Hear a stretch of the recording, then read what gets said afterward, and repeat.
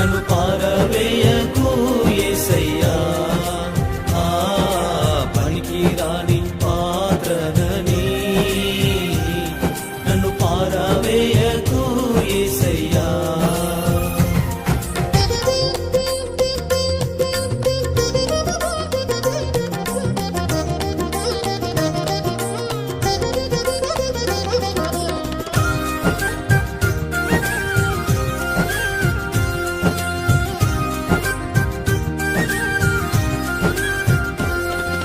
జ్ఞానమేమీ లేదు గాని